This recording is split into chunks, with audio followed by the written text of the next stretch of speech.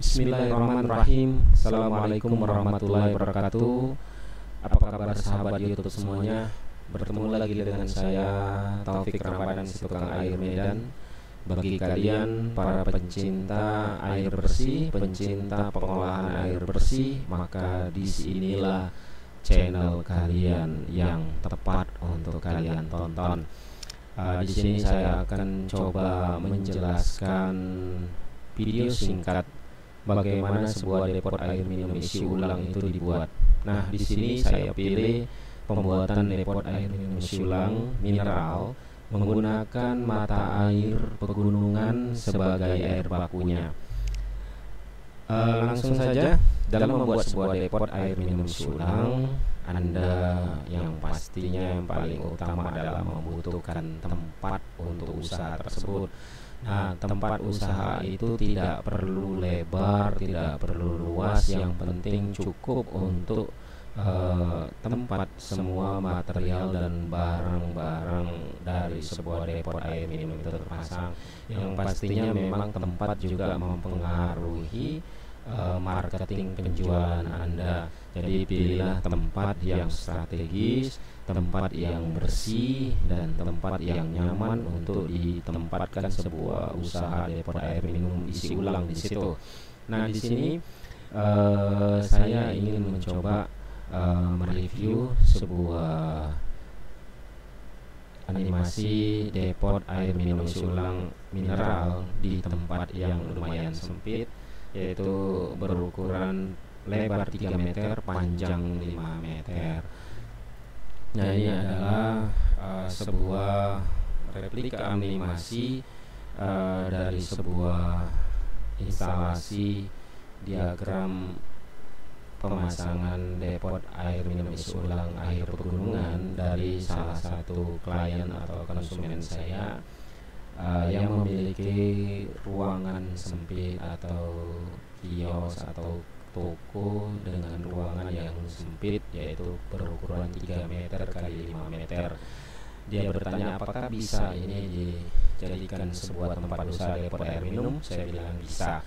Nanti saya akan kirimkan desain gambarnya kepada Anda. Dan alhamdulillah desain itu sudah siap. Nah, sebelumnya sudah saya kirim kepada beliau dan alhamdulillah respon beliau baik, apresiasinya bagus. Lalu saya di sini coba ingin berbagi kepada sahabat-sahabat YouTube semua.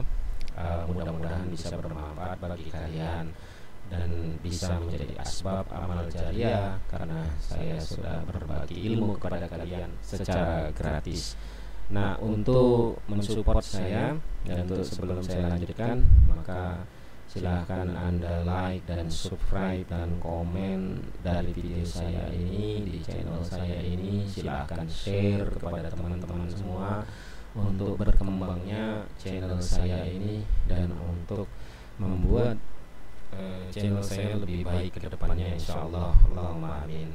Baik, di sini saya akan coba jelaskan. Dalam membuat sebuah depot air minum isi ulang, kita terdiri dari 3 tahap pengerjaan ya.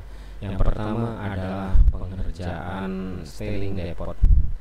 Styling atau partisi depot itu adalah langkah awal dalam pembuatan sebuah depot.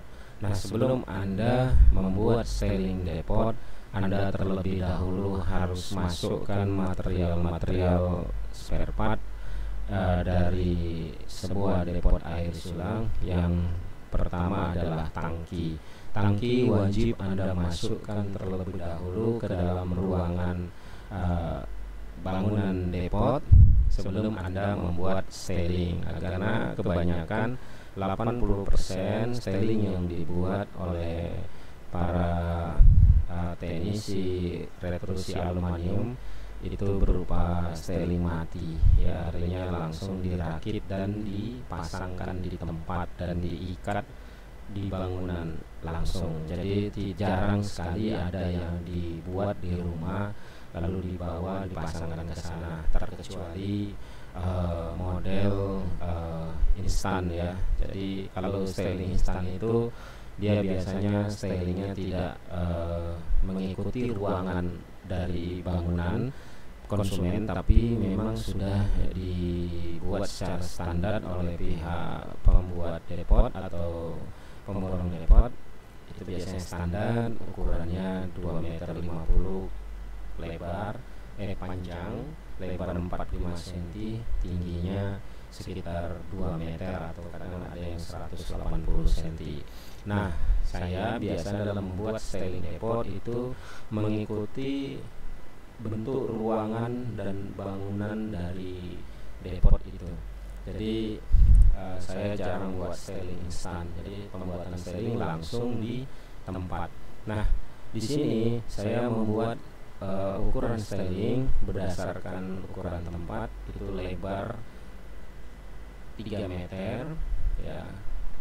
Jadi panjang 3 meter, lebarnya 45 cm, tingginya 2,20 meter, berdasarkan sesuai dari struktur bangunan konsumen. Jadi ini styling rapat dengan asbes ya.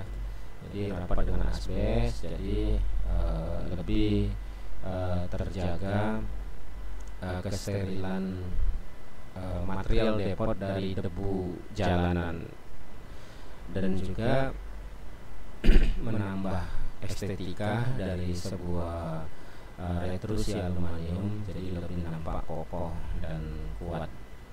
Nah, styling biasanya pengerjaan memakan waktu sekitar 3 hari kalau di tempat pengerjaannya, dan itu biasanya juga kadang-kadang bersamaan dengan pekerjaan penginstalasian pipa dan kelistrikan. Jadi di dalam depot itu ada 3 pekerjaan. Pertama, pembuatan styling depot. Yang kedua, pembuatan instalasi depot, baik itu pemasangan media, pemasangan pipa. Yang ketiga, pemasangan jaringan kelistrikan depot. Nah, jadi yang pertama adalah pembuatan styling. Nah, ketika styling dibuat, maka disesuaikan dengan permintaan konsumen, maunya seperti apa stylingnya. Jadi pembuatan styling itu juga disesuaikan dengan material-material yang akan dipasang di depot tersebut.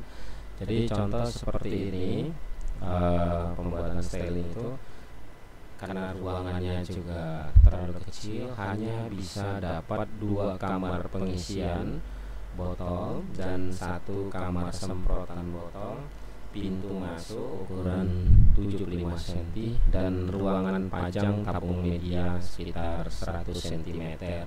Nah, ruang pajang lampu ultraviolet, dan sisanya di bawah tempat housing filter untuk finishing akhir. Nah,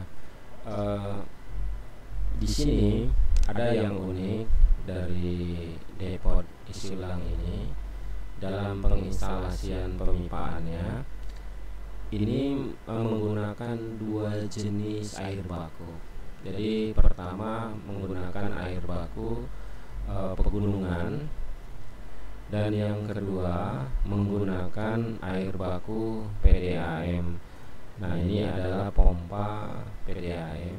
Jadi depot ini memang diminta khusus oleh konsumennya saya agar bisa mengolah 2 jenis air, karena kadang-kadang di sana, di lokasi tempat akan dibangunnya depot ini, itu air gunung sering telat. Kebanyakan dia lihat dari beberapa depot-depot yang ada di sekitar situ, itu air gunung sering telat dan mahal sekali harganya. Jadi dia ingin membuat alternatif. Apabila air gunung itu telat, maka ada air baku alternatif sebagai bahan olah, dan di sana ada PDAM. Nah, airnya juga bagus, maka PDAM ini dijadikan alternatif kedua apabila ada trouble atau ada masalah di air baku pegunungan. Nah, walaupun dia airnya PDAM, tetap kita olah dan kita treatment. Oke, nanti kita akan bahas tentang masalah air PDAM sebagai pengolahan alternatif untuk depot air pegunungan. Oke, kita akan coba bahas alur kerja sebuah depot air minum pegunungan. Dalam membuat sebuah depot air pegunungan, kita membutuhkan kapasitas tangki baku yang besar. Di sini saya menggunakan kapasitas tangki baku itu 6 ton. 6 ton karena kebanyakan air pegunungan itu kapasitas tangki bakunya itu sekitar 6 ton. Ada juga yang 7.000 atau 7 ton. Tapi kebanyakan berat bersihnya sekitar 6 ton. Nah, dalam tangki hasil olah di sini saya menggunakan tangki polytank 2 ton. Kok polytank sih? Kenapa enggak stainless? Ya karena budget biaya. Jadi ini budgetnya murah sekali. Pembuatan depot air minum ini terkena biaya 25 juta untuk keseluruhannya. Maka untuk mensiasati agar bisa dapat pengolahan air PDAM-nya, maka saya kurangi materialnya, aturan tangki stainless yang kita letakkan di sini sebagai air hasil, maka kita tempatkan tangki polytank 2000. Nah, untuk penempatan tangki baku itu di 2 tangki 3000 ini yang berkapasitas totalnya 6 ton. Jadi air pegunungan itu biasanya langsung masuk itu diarahkan ke 2 tangki 3 ton ini. Nah, diisi di sini. Nah, ketika sudah penuh, lalu air diproses. Nah, pemasangan instalasi pemipaan dari tangki baku depot pegunungan itu cukup di paralel saja, lalu diarahkan ke pompa pengolahan. Nah, ini adalah pompa pengolahan air pegunungan. Cukup kita menggunakan pompa berukuran kecil saja yang kapasitas 35 liter per menit seperti Shimizu, Wasser yang berkode 130 atau 135. Nah, ini pompa terserah Anda ya mau pakai pompa yang mana. Di sini dalam paket saya yang 25 juta ini saya menggunakan pompa PS135. Lalu oleh pompa PS135 air dari kedua tangki dihisap dan dikirim ke 3 tabung media. 3 tabung media FRP 1054. Maaf, ini ada masalah. Oke. Nah, oleh 3 tabung media FRP 1054 ini air pegunungan diolah. Nah, kebanyakan air pegunungan itu rata-rata airnya bersih. Jadi untuk media saring yang perlu Anda masukkan ke dalam 3 tabung media ini cukup menggunakan karbon aktif dan silika. Tapi saya tidak pernah menempatkan silika di tabung media ini karena menurut saya air pegunungan tidak begitu banyak membawa kotoran. Maka saya masukkan di dalamnya itu 3 sak karbon, artinya 1 tabung 1 sak karbon aktif. Kenapa begitu? Karena saya mengutamakan kualitas air. Jadi karbon aktif sangat baik dalam penghilangan bau, warna dan rasa pada air. Jadi karbon aktif yang kita pakai juga karbon aktif dengan mutu yang baik ya, yang minimal iodin 800. Karena kalau iodin 1300 mungkin harganya mahal sekali zaman sekarang ini. Kita pakai iodin 800 saja sudah cukup untuk mengolah air pegunungan. Nah, lalu dari 3 tabung media ini air diarahkan ke 3 housing filter yang di atas ini. Kok diletakkan di atas sih? Tempatnya sempit ya kawan-kawan. Jadi saya memilih penempatan housing filter itu di spelling. Tapi jika ini merumitkan bagi Anda bisa letakkan mungkin di bawah ya, mungkin di bawah. Tapi saya tidak ada melihat space yang bagus untuk letakkan di bawah. untuk digantung di bawah styling ini juga saya rasa saya kurang suka. Jadi biar aja diletakkan di atas, karena ini juga jarang dibuka, paling pun sebulan sekali. Jadi menurut saya tidak mengapa. Yang penting kita kunci stop keran sebelum masuk housing filter, ya air tidak akan tumpah ke bawah. Kalaupun tumpah hanya sedikit saja. Jadi dari 3 housing filter 10 inci yang diisi oleh sedimen filter saja, lalu air kita masukkan ke tangki hasil, ya tangki hasil 100% ini, yang tangki polytank ini yang 2000 liter, lalu air disimpan di tangki ini. Nah, di tangki ini air yang dari air pegunungan itu sudah bersih ya, sudah siap kita produksi. Nah, tapi sebelum diproduksi dia masih melalui beberapa proses. Nah, dari tangki 2000 liter ini atau tangki hasil akhir, air disedot atau dihisap oleh pompa kedua. Saya di sini juga menggunakan pompa PS135 karena itu tadi ya, berdasarkan anggaran dan budget. Tapi Anda juga bisa meletakkan di sini pompa jenis stainless ya, stainless steel. Anda bisa letakkan di sini untuk kehigienisan. Nah, tapi saya di sini menggunakan pompa 135 saja. Menurut saya itu sudah cukup. Lalu dari tangki 2000 liter dihisap oleh pompa kedua ini, air lalu diarahkan ke 6 buah housing filter. Ini 6 buah housing filter. Nah, 6 buah housing filter ini adalah berfungsi sebagai penyaringan akhir dari tangki hasil penyaringan sebelum dikirim ke pengisian botol. Nah, dari 6 buah housing filter tersebut apa saja sih isinya? Biasanya saya meletakkan di situ kombinasi dari sedimen filter dan CTO filter. Biasanya saya menggunakan di awal, karena itu ada 6 ya, 3 housing di awal, 1, 2, 3 itu berisi sedimen filter 0,1 mikron. Lalu 3 housing setelahnya yaitu 4, 5, 6 itu berisi CTO filter.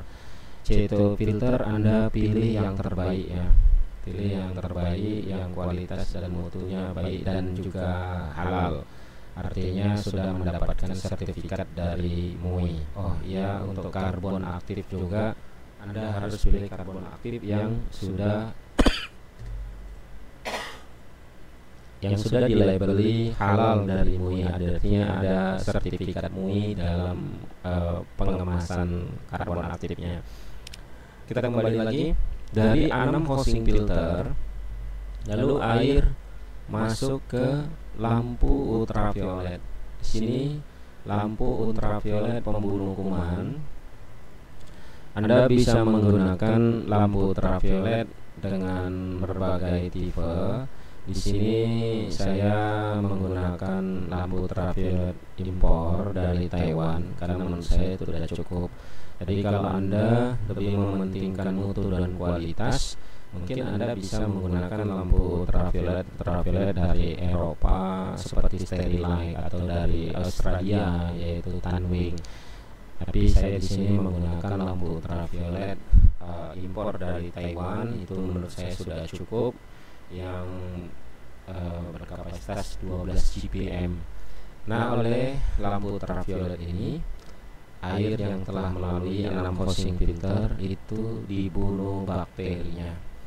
Jadi sudah aman dan bersih, lalu dibunuh bakterinya hingga air jadi lebih steril. Lalu keluaran dari lampu ultraviolet, air diarahkan ke 2 kamar pengisian, ya, 2 kamar pengisian dan 1 semprotan. Ya, ini kalau Anda lihat ini ada stop keran, ada T itu diarahkan ke semprotan galon. Jadi yang untuk semprotan galon itu sudah melalui saringan ya, dan melalui lampu pembunuh kuman. Jadi ini tampilan dalam dari semprotan, dan dari bawah pipa semprotan galon itu kita pasang stop keran yang kita alihkan ke pipa limbah pembuangan depot. Oke. Nah, itu mungkin isi sekelumit dari pemasangan instalasi depot air minum isi ulang. Nah, di sini saya belum bisa menggambarkan sistem kelistrikan dari depot seperti pemasangan solenoid. Ya, di sini harusnya ini ada solenoid. Solenoid adalah keran elektronik yang apabila kita nyalakan listriknya, maka keran akan membuka dan air akan keluar.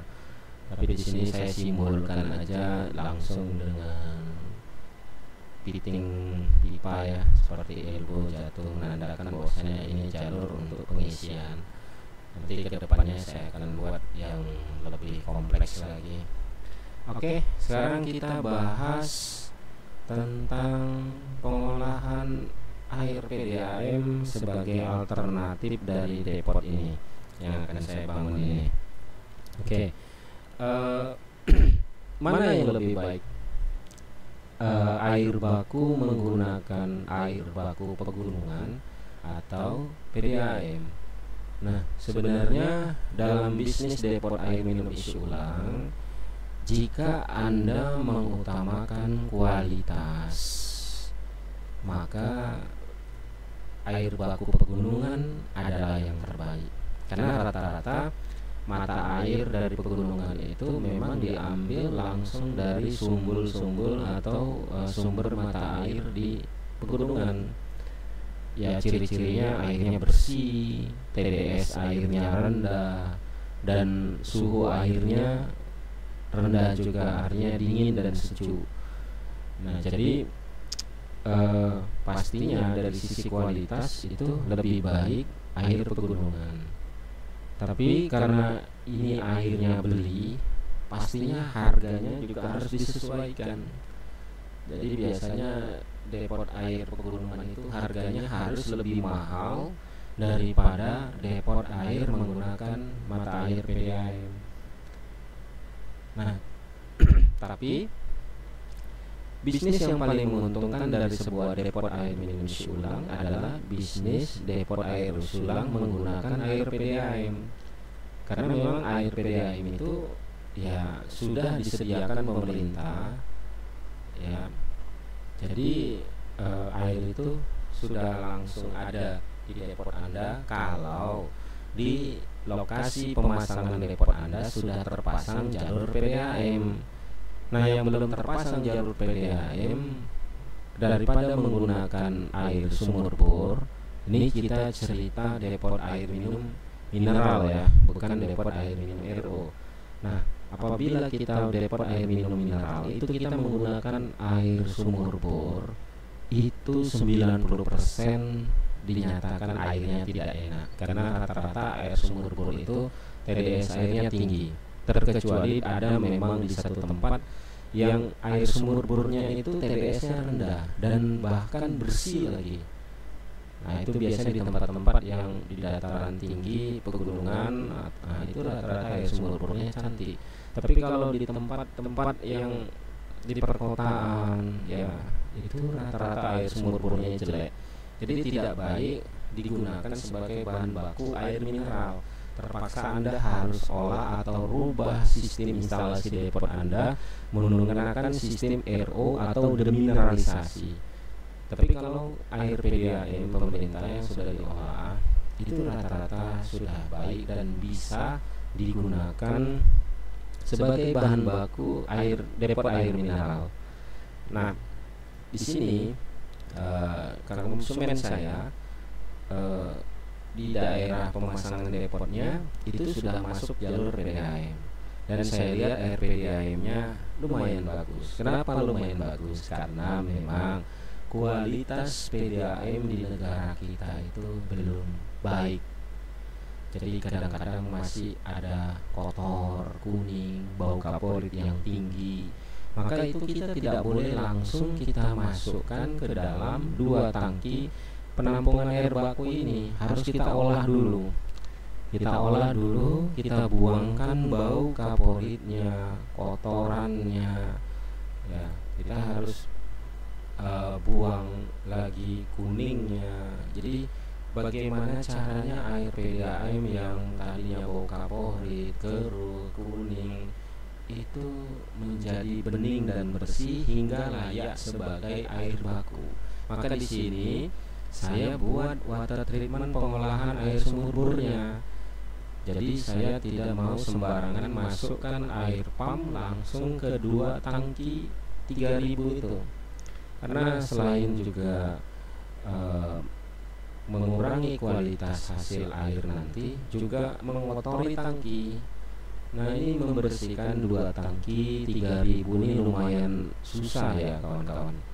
Ya, harus masuk ke dalam, harus diberus. Maka untuk menghindari permasalahan itu saya pasang pengaman atau water treatment di tahap awal sebelum air pump kita masukkan. Apa isi water treatmentnya? Ya, cukup 1 buah pompa untuk menghisap air PDAM, lalu 1 buah tabung media EPRP 1054 yang berisi pasir silika dan karbon. Loh, kok di sini digunakan pasir silika? Nah, karena air PDAM itu kadang-kadang masih membawa kotoran kuning, ya, kadang lumpur, maka silika sangat baik untuk menahan sedimentasi seperti lumpur tersebut. Saya masukkan silika ukuran mesh sedang itu sekitar 1/4 sak atau setengah sak saja. Lalu saya masukkan karbon aktif iodin 800, bahkan kalau bisa yang lebih baik lagi iodin 1300 misalnya, tapi 800 aja menurut saya sudah cukup. Itu dimasukkan sekitar 3/4 sak. Jadi diletakkan di atas. Lalu setelah dari tabung media EPP 1054 kita pasang 3 housing filter 10 inci sebagai filter akhir atau finishing akhir. Itu menggunakan isi saringannya menggunakan sedimen filter 0,1 mikron, dan kita pasangkan lalu kita arahkan ke 2 tangki baku 3000 ini. Nah, di tangki baku 3000 kita pasang kontrol berupa bola pelampung, atau bisa Anda pasangkan radar untuk mengkontrol pompa pendorong ke tabung EPRP agar otomatis ya, jadi tidak meluap dan air kalau kosong bisa langsung isi sendiri. Kalau memang Anda ingin full menggunakan air PDAM, artinya ingin berhenti menggunakan air pegunungan. Nah, makanya di sini saya buat stop keran pengatur untuk mengkontrol. Nah, apa kegunaan tabung media atau pencampuran air PDAM di depot air gunung? Ya, juga untuk menghemat penggunaan air pegunungan, karena suatu saat, bahkan mungkin sering, sebulan sekali atau 2 bulan sekali, tabung media yang 3 buah ini harus dicuci. Nah, pencuciannya itu lumayan banyak menggunakan air baku ya. Kalau dicuci dengan air pegunungan, waduh, bisa tekor ya. Jadi alternatif penggunaan air PDAM sebagai bahan untuk pencucian 3 tabung media ini adalah solusi terbaik ya. Ini membersihkan 3 tabung media ini membutuhkan air sekitar 600 liter ya. Itu untuk kategori untuk pembekwosan atau pencucian media dari 3 tabung media ini yang baik ya. Itu menghabiskan 600 liter. Bayangkan kalau itu diambil dari air pegunungan. Jadi kapan waktu mencucinya? Ya ketika tangki dalam keadaan kosong, dua tangki baku 2 kali 3000 ini dalam keadaan kosong, lalu kita kirim air PDAM ke dua tangki tersebut, sekaligus kita mencuci tangki, juga membekwas 3 tabung media tersebut yang di depan. Itu kegunaannya. Jadi banyak ya manfaat peletakan media saring alternatif untuk air baku, agar ya menghemat kos biaya Anda hingga tidak banyak menggunakan air pegunungan hanya untuk mencuci 3 tabung media. Tapi jika Anda mengutamakan mutu dan kualitas dan gengsi, ya mungkin Anda bisa mencucinya dengan air pegunungan. Tapi saya tidak anjurkan di depot yang akan saya bangun ini. Jadi mungkin begitu aja ya. Nah, untuk penerangan lampu, ya di setiap kamar-kamar ruangan ini Anda letakkan lampu penerangan seperti lampu T4 atau T5 ya, warna biru atau sesuai selera Anda. Tapi kebanyakan teknisi pemasang depot air minum itu menggunakan lampu warna biru ya, mungkin untuk lebih segar atau lebih mempercantik tampilan ya. Mungkin kesannya air itu kalau yang cantik itu seperti air laut itu biru ya. Jadi mungkin itu dipasang lampu biru. Tapi Anda kalau mau pakai warna kuning, warna putih, warna merah, itu hak Anda. Tinggal bilang kepada teknisinya, saya mau pakai lampu warna ini, jenis ini, itu terserah Anda ya. Nah, ini hanya tampilan dari animasi sebuah depot. Belum ada lagi tambahan kelengkapan seperti mesin sikat galon ya, habis itu tempat pencucian botol galon, logo tanda sebuah depot air minum berdiri, itu logo berbentuk tangki separuh yang dikasih stiker di depannya berbentuk yang berisikan nama depot air minum yang ada di situ. Jadi ini hanya tampilan depot saja. Mudah-mudahan bisa membantu Anda yang penasaran apa sih isi sebuah depot air minum itu, baik itu air pegunungan, baik itu air pump. Ya, ini dia isinya, Anda bisa lihat. Mudah-mudahan bisa membantu. Nah, nanti satu saat akan saya ulas isi dari sebuah depot RO. Isi dari sebuah depot RO. Jadi sampai sini aja mungkin penjelasan dari saya. Maaf ya kalau penjelasan saya membingungkan Anda, karena saya juga agak kesulitan dalam berretorika atau menjelaskan sesuatu. Mungkin narasi-narasi saya banyak yang membuat Anda bingung atau akhirnya harus mengulang-ulang video ini. Anda jangan sungkan, Anda bisa telepon saya langsung di 0853 711 336 untuk kejelasannya lebih lengkap. Nah, bagi Anda juga yang ada di seputaran Medan sekitarnya atau di luar Sumatera Utara seperti Aceh, Pekanbaru, Padang, kita siap menerima pemasangan depot air minum Anda. Jadi kami juga menerima jasa pemasangan depot air minum isi ulang, baik itu air minum isi ulang mineral, air gunung, air pump, RO ya, dengan segala jenis tipe air baku, mau air bor, air laut, air payau, air gambut, kita siap ya. Insyaallah begitu aja mungkin isi dari video singkat penjelasan dari isi sebuah depot air minum ulang. Mudah-mudahan bisa bermanfaat bagi Anda, khususnya bagi saya juga bisa bermanfaat sebagai amal jariah saya. Saya ucapkan banyak terima kasih. Assalamualaikum warahmatullahi wabarakatuh.